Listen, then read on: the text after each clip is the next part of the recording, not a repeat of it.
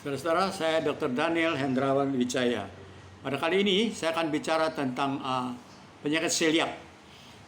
Ini adalah salah satu penyakit autoimun, yaitu penyakit di mana sistem pertahanan tubuh oleh karena sesuatu hal menyerang jaringan tubuh yang sehat dan menyebabkan kerusakan dan menimbulkan penyakit. Ya. Dalam hal penyakit celiak ini, ini karena seseorang makan gluten, yaitu suatu protein alami yang ada dalam gandum jelai atau gandum hitam, dan menyebabkan sistem pertahanan tubuhnya menyerang selaput lendir atau mukosa usus halus yang ada di dalam permukaan dalam usus halus itu, dan mengakibatkan banyak sekali fili-filinya yang rusak. Apakah fili-fili itu? Fili-fili itu adalah tonjolan kecil-kecil halus-halus yang jumlahnya tak terhitung banyaknya, banyak sekali seperti jari-jari kecil-kecil halus-halus itu. Gunanya adalah untuk memperbesar area penyerapan sari makanan oleh usus halus Dan karena kerusakan fili-fili ini, ada banyak kerusakan fili-fili ini, maka akan terjadi gangguan yang serius pada penyerapan sari makanan. Sehingga meskipun orang itu makan banyak sekali, percuma saja, karena makanan yang dimakan itu sebagian besar tidak akan terserap.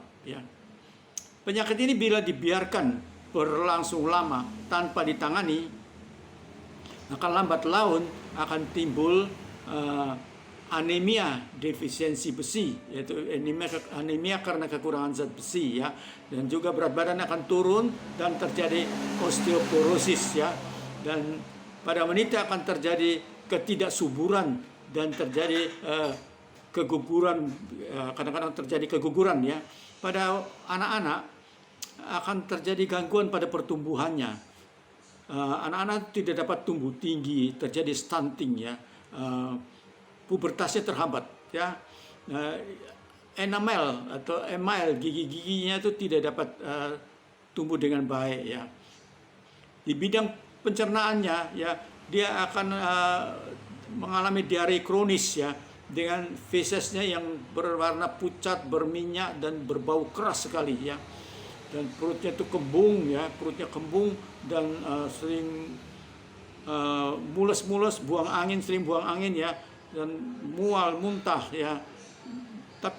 kadang-kadang ada obstipasi malah, sukar BAB. Jadi selain dia diare kronis, ada kadang-kadang ada obstipasi, yaitu defekasi susah, buang air besarnya susah, dan juga mulut ada luka-luka,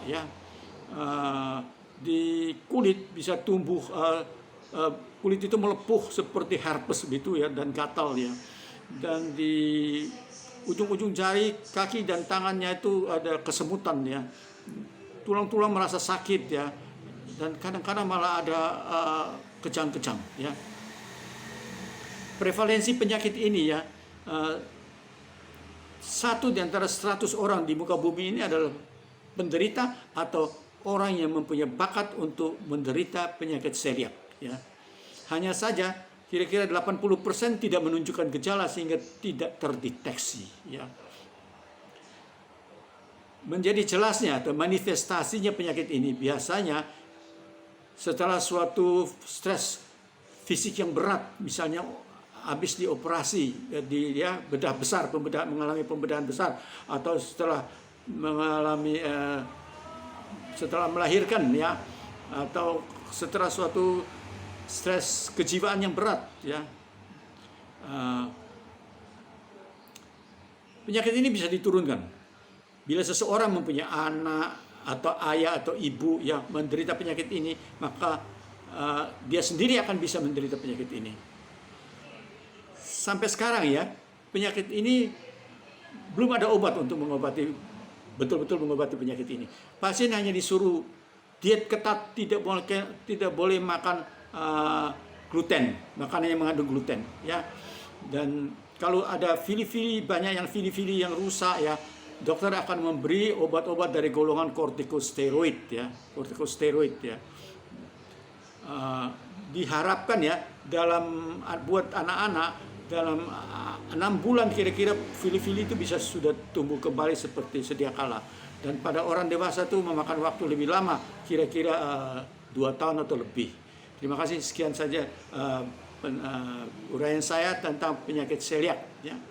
Saya harap saudara-saudara bila senang mengikuti channel saya tentang ilmu kedokteran populer ini, saya harap saudara-saudara menekan like and subscribe. Terima kasih.